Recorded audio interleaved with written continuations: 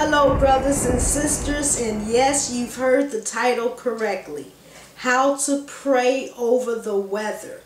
I'm going to first present you with a couple of scriptures that led me to try commanding the weather, and then to give you my testimony on what happened when I actually did it.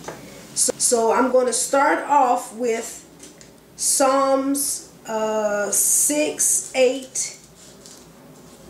Read that right quick. What is man? And in verse 6, it's a continuation of answering what is man. Thou madest him to have dominion over the works of thy hands.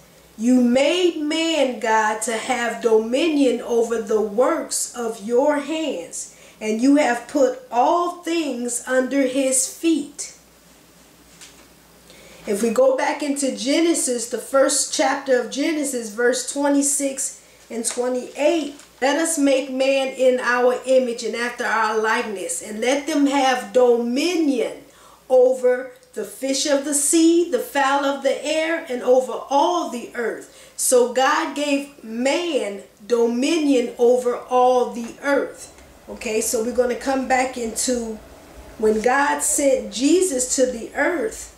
God sent Jesus to the earth to teach and show us what it means to be children of God, what it means to be made in the image of God. What can a man who is made in the image of God do on this earth? This is what Jesus came, among other things, to show us. And Jesus, when he had commanded his disciples to go out on the water, when they was out on the water, Jesus was in the boat sleep, at the bottom of the boat sleep or whatever. And when a big storm came up, and these were fishermen, when a big storm came up, they got afraid and went down and, Jesus, are you going to let us perish? Don't you care that we're going to perish? And Jesus just, you can hear it in the tone of the reading, he's just as cool. And why are you so fearful? Where is your faith? Everything God has already created on earth, the record of it, the law of it, the operation of it is organized, is fixed in heaven. And all we have to do under our authority is learn, Father, what did you make this thing to do? How do I command this thing? And once we learn how to do that, then we command it here on earth, and it goes into that same operation that God has already set it up for it to do. I know a lot of people like to say, well, God is angry and the storms come by God. He's tearing up buildings or he's angry. I've even heard preachers say that. I don't believe that. That doesn't fit the God that I know that's in this Bible. It doesn't fit that God. God is not angry. In fact, Jesus said that God makes his sun to shine on the evil as well as the good. And he makes the rain to fall on the evil as well as the good. That's what Jesus said about God's character. So it is not God that's causing floods and tornadoes and all of this bad weather. Where is this bad weather coming from?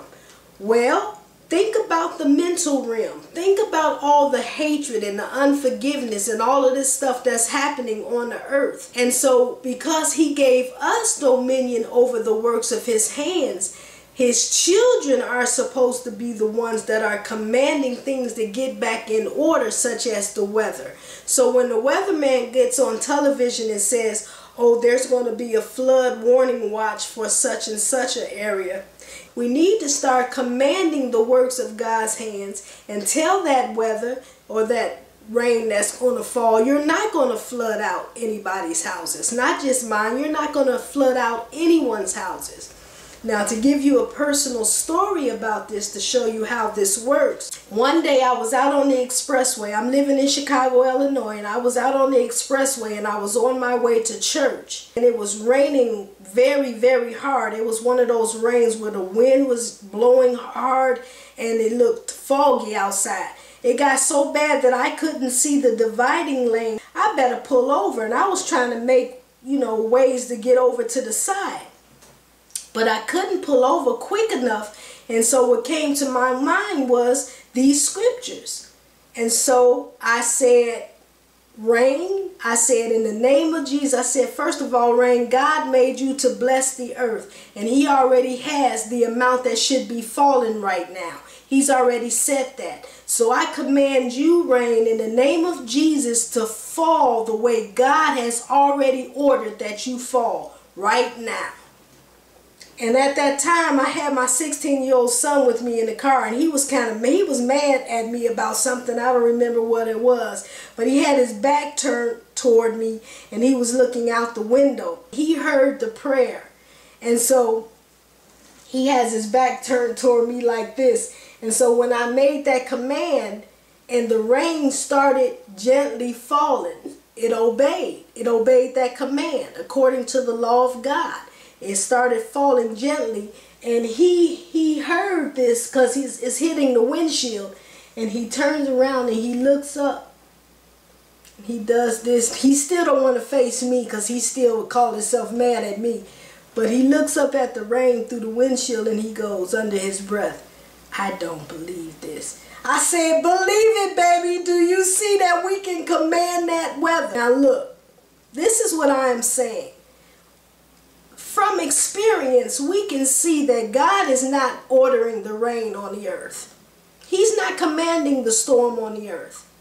And now it makes sense to me of why he's not commanding the storm. Because he gave us the authority to command the storm. He already said he created the rain, he created the snow, he created the wind, he created all of these things, and he set a law on them and said, this is how you operate. But he put it on the earth and said, now man, you operate this according to my law. And so we can see that God is not controlling the weather. This is why we have all of these tornadoes that's tearing up things. We have these floods that's happening. And I would encourage all of us believers to start commanding the weather in our areas. What do we have to lose? You know, on that expressway, I could not have been the only one who was suffering. You know, it had to be that all of us on that expressway was suffering. So when I commanded that weather, that rain to start falling down gently, I did not only help myself, I was helping my brothers and sisters on that expressway. You know, the meek shall inherit the earth, guys. And the meek is simply, in my definition as far as the topic that I'm talking about, the meek are those who are willing to listen and learn and see how God already set things up, how they're operating from heaven's point of view. Get that operation, get that law, and start commanding that on the earth, that things line up to that, and we'll start seeing the results. That's it. We don't have to be afraid, not even of the weather.